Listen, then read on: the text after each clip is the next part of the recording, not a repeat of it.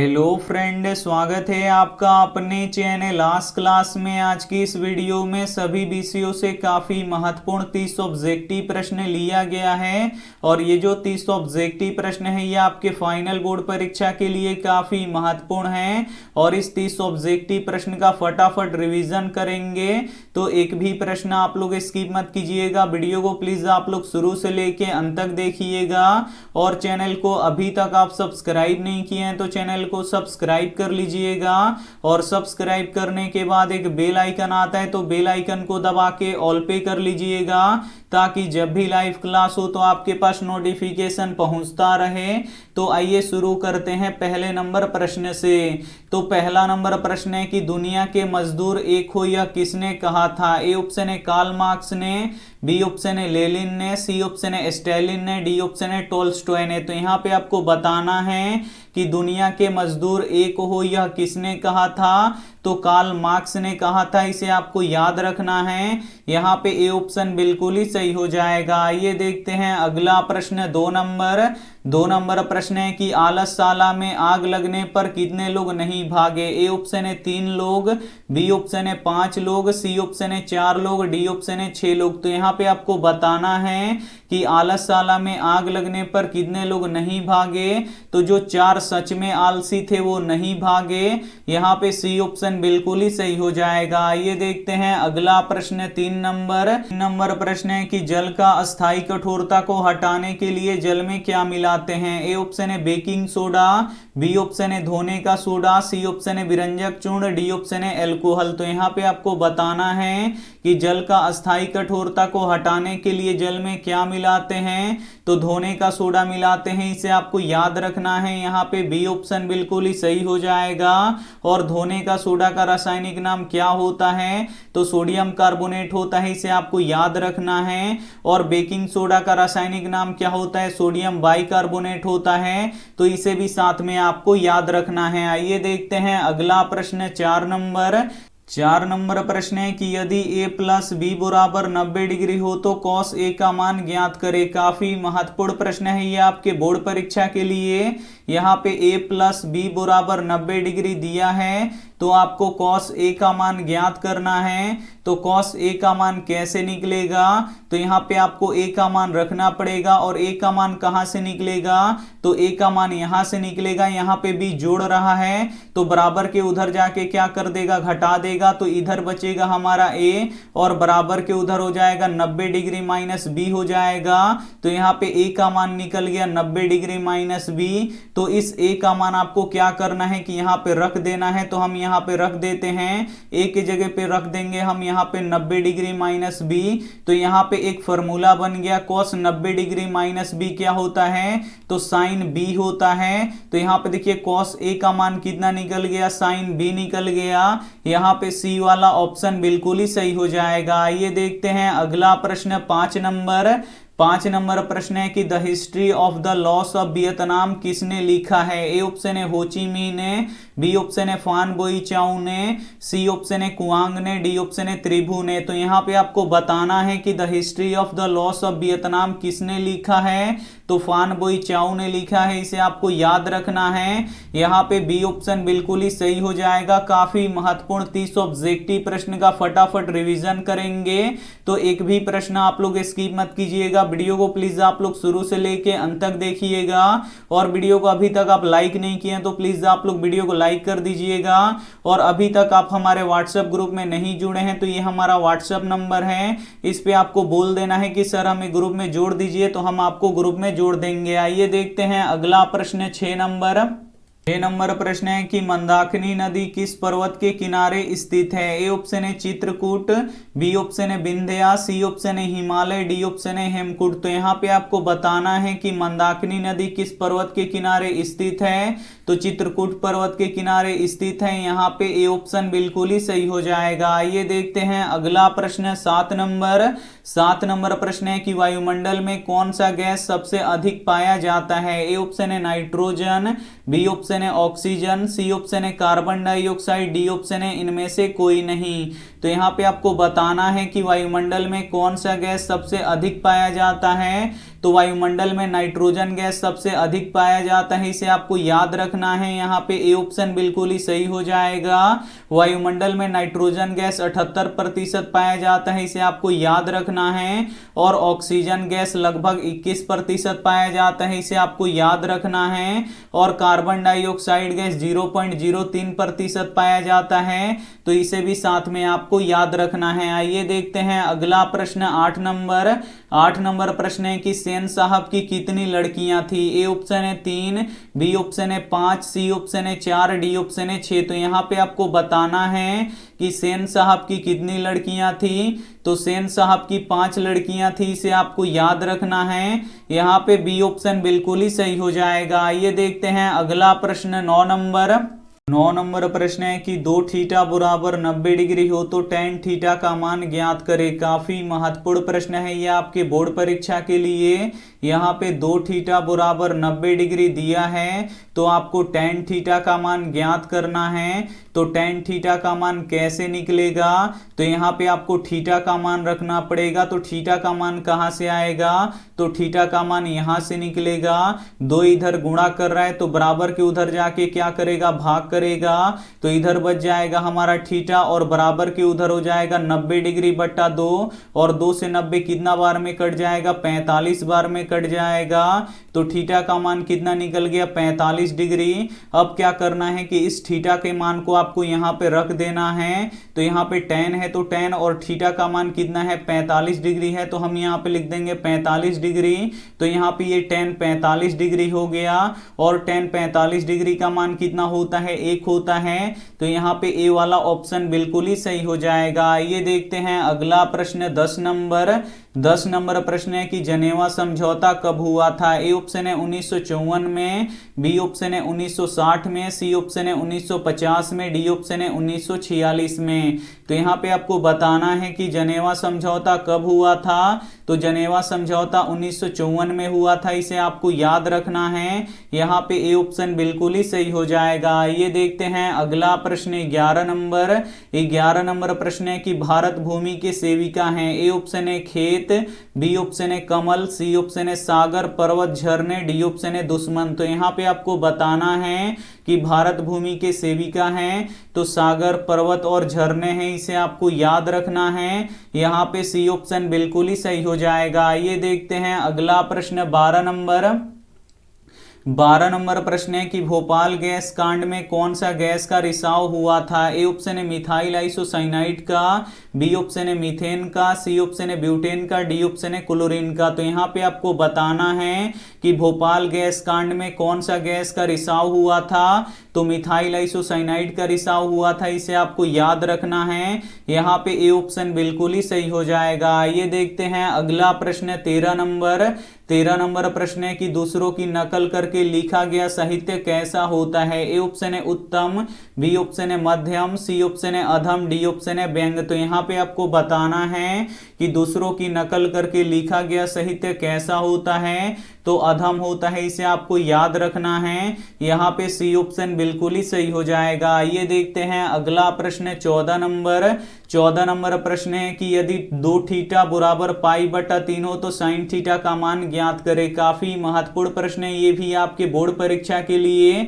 यहाँ पे 2 थीटा बराबर π/3 दिया है, तो यहाँ पे आपको sin थीटा का मान निकालना है। तो sin थीटा का मान कैसे निकलेगा, तो यहाँ पे आपको थीटा का मान रखना पड़ेगा। और थीटा का मान आएगा कहाँ से, तो थीटा का मान आपको यहाँ से निकालना पड़ेगा। तो सबसे पहले यहाँ पे आपको पाई का मान रखना पड़ेगा। तो पाई का मान डिग्री में कितना होता है, 180 डिग्री होता है। तो पाई के जगह पे हम क्या रख देंगे, यहाँ पे 180 डिग्री लिख देंगे। और बट्टा के नीचे 3 है तो यहाँ पे 3 लिख देंगे। और 3 से 180 डिग्री कितना बार में कटेगा, ये 60 बार में कट जाएगा। यानी 2 थीटा बराबर कितना हो गया, यहाँ पे 60 डिग्री हो जाएगा। अब यहाँ पे आपको थीटा का मान निकालना है। तो 2 इधर गुणा कर रहा है तो बराबर के उधर जाके क्या करेगा, भाग करेगा। तो थीटा बराबर क्या हो जाएगा, 60 डिग्री डिग्री बटा 2 हो जाएगा, और 2 से 60 कितना बार में कट जाएगा, 30 बार में कट जाएगा। तो थीटा बराबर कितना निकल गया, 30 डिग्री निकल गया। बस यहाँ पे आपको रख देना है, साइन है तो साइन,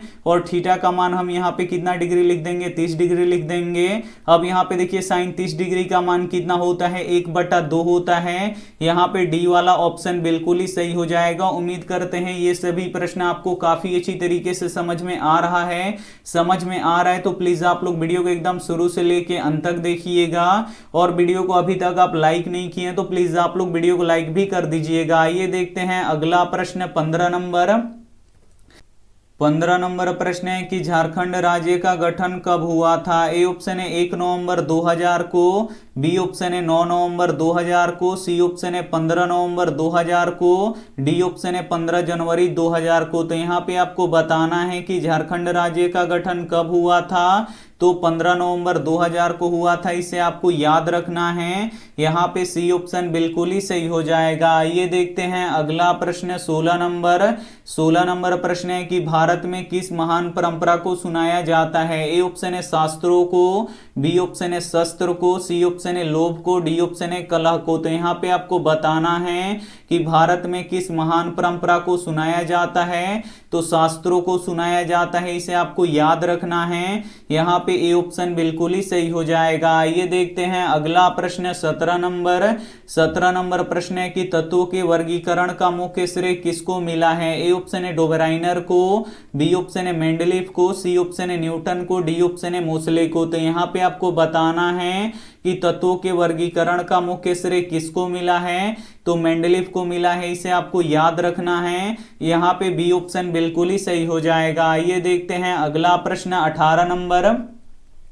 18 नंबर प्रश्न है कि दीदी कमरे में क्या कर रही थी। ए ऑप्शन है सोई हुई थी, बी ऑप्शन है सिसक सिसक कर रो रही थी, सी ऑप्शन है खाना खा रही थी, डी ऑप्शन है किताब पढ़ रही थी। तो यहाँ पे आपको बताना है कि दीदी कमरे में क्या कर रही थी। तो सिसक सिसक कर रो रही थी, इसे आपको याद रखना है। यहाँ पे बी ऑप्शन बिल्कुल ही सही हो जाएगा। आइए देखते हैं अगला प्रश्न 19 नंबर। 19 नंबर प्रश्न है कि 0 कौन सी संख्या है। ए ऑप्शन है अपरिमेय संख्या, बी ऑप्शन है परिमेय संख्या, सी ऑप्शन है दोनों, डी ऑप्शन है इनमें से कोई नहीं। तो यहाँ पे आपको बताना है कि 0 कौन सी संख्या है। तो यहाँ पे देखिए 0 को हम p/q के रूप में लिख सकते हैं, और इसका जो q है ये 0 नहीं है। तो 0 कौन सी संख्या होगा, तो 0 परिमेय संख्या होगा, इसे आपको याद रखना है। यहाँ पे बी ऑप्शन बिल्कुल ही सही हो जाएगा। आइए देखते हैं अगला प्रश्न 20 नंबर। 20 नंबर प्रश्न है कि महात्मा गांधी दक्षिण अफ्रीका से भारत कब आए। ए ऑप्शन है 1913 में, बी ऑप्शन है 1919 में, सी ऑप्शन है 1915 में, डी ऑप्शन है 1921 में। तो यहाँ पे आपको बताना है कि महात्मा गांधी दक्षिण अफ्रीका से भारत कब आए। तो 1915 में आए, इसे आपको याद रखना है। यहाँ पे सी ऑप्शन बिल्कुल ही सही हो जाएगा। आइए देखते हैं अगला प्रश्न 21 नंबर। 21 नंबर प्रश्न है कि स्वामी दयानंद मूर्ति पूजा के थे। ए ऑप्शन है समर्थक, बी ऑप्शन है विरोधी, सी ऑप्शन है दोनों, डी ऑप्शन है इनमें से कोई नहीं। तो यहाँ पे आपको बताना है कि स्वामी दयानंद मूर्ति पूजा के थे, तो मूर्ति पूजा के विरोधी थे, इसे आपको याद रखना है। यहाँ पे बी ऑप्शन बिल्कुल ही सही हो जाएगा। आइए देखते हैं अगला प्रश्न 22 नंबर। 22 नंबर प्रश्न है कि सूर्य में ऊर्जा उत्पन्न कैसे होती है। ए ऑप्शन है आयनन से, बी ऑप्शन है ऑक्सीजन से, सी ऑप्शन है नाभिकीय संलयन से, डी ऑप्शन है नाभिकीय विखंडन से। तो यहाँ पे आपको बताना है कि सूर्य में ऊर्जा उत्पन्न कैसे होती है। तो नाभिकीय संलयन से होती है, इसे आपको याद रखना है। यहाँ पे सी ऑप्शन बिल्कुल ही सही हो जाएगा। आइए देखते हैं अगला प्रश्न 23 नंबर। 23 नंबर प्रश्न है कि शागिर्द का अर्थ क्या होता है। ए ऑप्शन है रही, बी ऑप्शन है गायक, सी ऑप्शन है शिष्य, डी ऑप्शन है दोस्त। तो यहाँ पे आपको बताना है कि शागिर्द का अर्थ क्या होता है। तो शागिर्द का अर्थ शिष्य होता है। यहाँ पे सी ऑप्शन बिल्कुल ही सही हो जाएगा। आइए देखते हैं अगला प्रश्न 24 नंबर। 24 नंबर प्रश्न है कि दो घात वाले बहुपद को क्या कहते हैं। ए ऑप्शन है रैखिक बहुपद, बी ऑप्शन है द्विघात बहुपद, सी ऑप्शन है त्रिघात बहुपद, डी ऑप्शन ऑप्शन है इनमें से कोई नहीं। तो यहाँ पे आपको बताना है कि दो घात वाले बहुपद को क्या कहते हैं, तो द्विघात बहुपद कहते हैं। यहाँ पे बी ऑप्शन बिल्कुल ही सही हो जाएगा। और एक घात वाले बहुपद को रैखिक बहुपद कहते हैं और तीन घात वाले बहुपद को त्रिघात बहुपद कहते हैं। तो इसे भी साथ में आपको याद रखना है। आइए देखते हैं अगला प्रश्न 25 नंबर। 25 नंबर प्रश्न है कि कागजी मुद्रा की शुरुआत सबसे पहले किस देश ने किया था। ए ऑप्शन है चीन ने, बी ऑप्शन है भारत ने, सी ऑप्शन है नेपाल ने, डी ऑप्शन है भूटान ने। तो यहाँ पे आपको बताना है कि कागजी मुद्रा की शुरुआत सबसे पहले किस देश ने किया था, तो चीन ने किया था। यहाँ पे ए ऑप्शन बिल्कुल ही सही हो जाएगा। आइए देखते हैं अगला प्रश्न 26 नंबर। 26 नंबर प्रश्न है कि संस्कार को कितने भागों में बांटा गया है। ए ऑप्शन है 4, बी ऑप्शन है 5, सी ऑप्शन है 6, डी ऑप्शन है 8। तो यहाँ पे आपको बताना है कि संस्कार को कितने भागों में बांटा गया है, तो संस्कार को 5 भागों में बांटा गया है। यहाँ पे बी ऑप्शन बिल्कुल ही सही हो जाएगा। आइए देखते हैं अगला प्रश्न 27 नंबर। 27 नंबर प्रश्न है कि अम्ल क्षार के परिरक्षण के लिए किसका उपयोग किया जाता है। ए ऑप्शन है अमोनिया पत्र का, बी ऑप्शन है कोबाल्ट पत्र का, सी ऑप्शन है लिटमस पत्र का, डी ऑप्शन है इनमें से कोई नहीं। तो यहाँ पे आपको बताना है कि अम्ल क्षार के परिरक्षण के लिए किसका उपयोग किया जाता है, तो लिटमस पत्र का उपयोग किया जाता है। यहाँ पे सी ऑप्शन बिल्कुल ही सही हो जाएगा। आइए देखते हैं अगला प्रश्न 28 नंबर। 28 नंबर प्रश्न है कि बहुपद 10x² प्लस x प्लस 3 के शून्यकों का गुणनफल ज्ञात कीजिए। काफी महत्वपूर्ण प्रश्न है। इस बहुपद का आपको शून्यकों का गुणनफल ज्ञात करना है। तो शून्यकों का गुणनफल का फॉर्मूला क्या होता है, तो इसका फॉर्मूला अल्फा इंटू बीटा बराबर सी बट्टा ए होता है। तो बस यहाँ पे आपको सी का मान रख देना है और यहाँ पे आपको ए का मान रख देना है। तो सी और ए का मान आएगा कहाँ से, तो इस बहुपद से आएगा। जो x² में गुणा करता है वो a का मान होता है। तो x² में क्या गुणा कर रहा है, 10 गुणा कर रहा है, तो a का मान यहाँ पे 10 है। और जो केवल x में गुणा करता है वो b होता है। तो x में क्या गुणा कर रहा है, कुछ भी नहीं कर रहा है। जहां पे कुछ भी नहीं होता है वहां पे 1 होता है। और यहाँ पे देखिए जिसमें x नहीं रहता है वो c का मान होता है। तो c का मान यहाँ पे कितना है, 3 है। तो बस यहाँ पे रख दीजिए c का मान कितना है, 3 है, तो यहाँ पे रख देंगे 3। और a का मान कितना है, 10 है, तो यहाँ पे लिख देंगे 10। तो शून्यकों का गुणनफल कितना निकल गया, 3/10 निकल गया। यहाँ पे सी वाला ऑप्शन बिल्कुल ही सही हो जाएगा। आइए देखते हैं अगला प्रश्न 29 नंबर। 29 नंबर प्रश्न है कि मोटर कार को कोई खतरा था तो किससे था। ए ऑप्शन है खोखा से, बी ऑप्शन है मदन से, सी ऑप्शन है सीमा से, डी ऑप्शन है शेफाली से। तो यहाँ पे आपको बताना है कि मोटर कार को कोई खतरा था तो किससे था, तो खोखा से था। इसे आपको याद रखना है। यहाँ पे ए ऑप्शन बिल्कुल ही सही हो जाएगा। आइए देखते हैं अंतिम प्रश्न 30 नंबर। 30 नंबर प्रश्न है कि एटीएम का पूरा नाम क्या है। यहाँ पे आपको बताना है कि एटीएम का पूरा नाम क्या होता है, तो स्वचालित टेलर मशीन होता है। इसे आपको याद रखना है। यहाँ पे सी ऑप्शन बिल्कुल ही सही हो जाएगा। और ये रहा आपके लिए होमवर्क प्रश्न। इसका जवाब आपको कमेंट बॉक्स में देना है कि सर्वप्रथम भारत की राष्ट्रीय आय का गणना किसने किया। ए ऑप्शन है भीमराव अंबेडकर ने, बी ऑप्शन है दादा भाई नौरोजी ने, सी ऑप्शन है महात्मा गांधी ने, डी ऑप्शन है राजेंद्र प्रसाद ने। तो जो भी ऑप्शन आपको सही लगे वो आप हमें कमेंट करके जरूर बताइएगा।